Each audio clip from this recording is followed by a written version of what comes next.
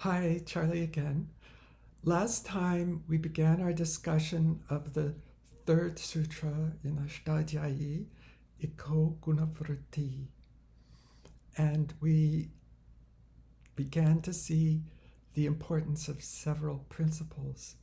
For one thing, we realized that understanding this sutra required us to have both learned the sutras, the two previous sutras, Vrittirarahich and Adengunaha, and we had to know their relative position in the grammar to this sutra, in the sequence of the grammar, in the sequence of the sutras, namely that they both preceded Iko Gunavritti.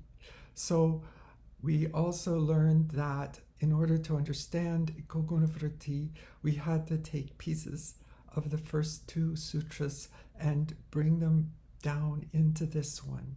So in Vrittirarahich, we brought down Vritti as anuvritti.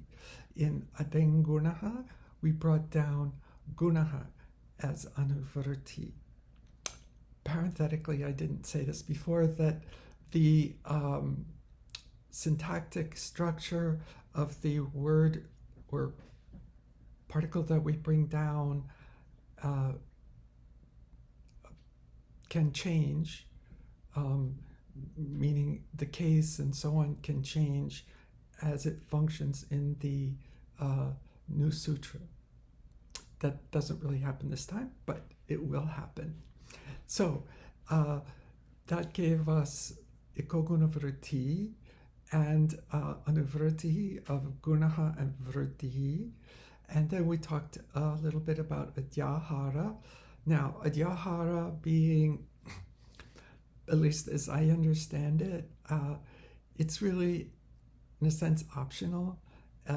Not really to us, but technically it is not supposed to alter the meaning of the sutra, just to present us with a context so we understand the intention of the sutra better. So that's where we left off. So we have Iko Gunavritti, and we have then the Padapartaha, Ikaha Gunavritti. Then, without belaboring it too much, the portion of the full expression of the sutra that is in black represents the Adhyahara. Blue is the actual sutra where we're exploring Iko Gunavritti, and the green in this case, up there anyway, represents the anuvritti. So the full expanded sutra that we get is Yatra Gunaha Vritti iti Gunavritti Vidiyete Tatra Ikaha Asti. Yatra Gunaha Vritti iti Gunavritti Vidiyete Tatra Ikaha Asti. So in whatever sutra, now again, this rendering in English is highly variable. What counts is the meaning. So in whatever sutra, a, o, and a, I, ao are enjoined by the words guna and vriddhi respectively, there it must be understood that the word ikaha is used. So let's pause and think about that a little bit. I remember from grade school the idea of equations being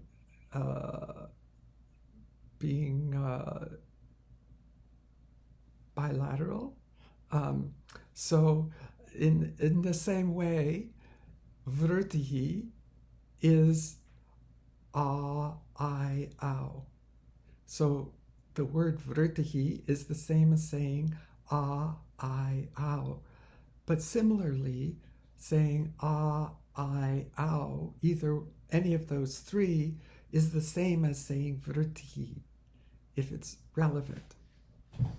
So that's where part of the meaning of the sutra comes in. And Panini is exquisitely aware of many, many linguistic principles, including sign theory, which we may come back to more explicitly.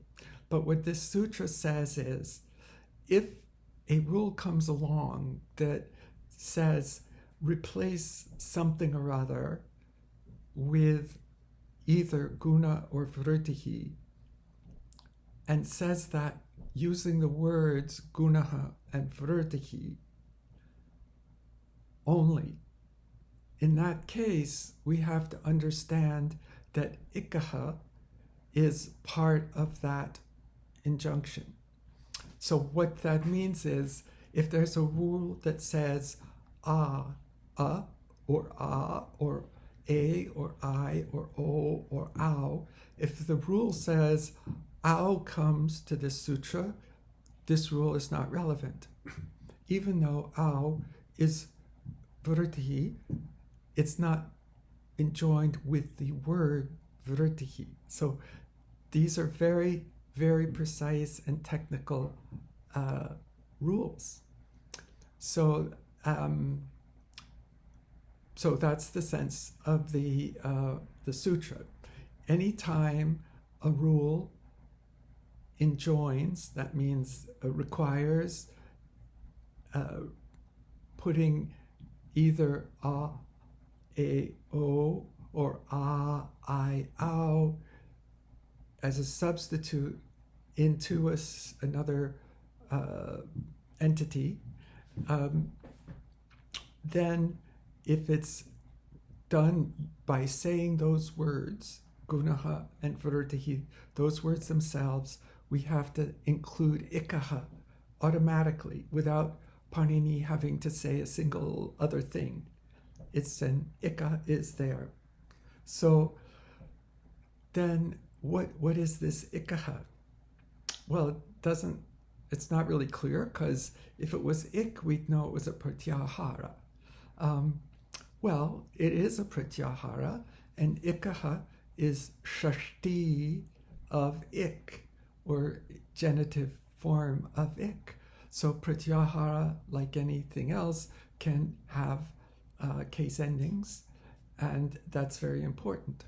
So whenever an entity in a rule is presented in the sixth case, shashti, or genitive, without any obvious other meaning of the sixth case of the genitive, then it carries the meaning of in place of.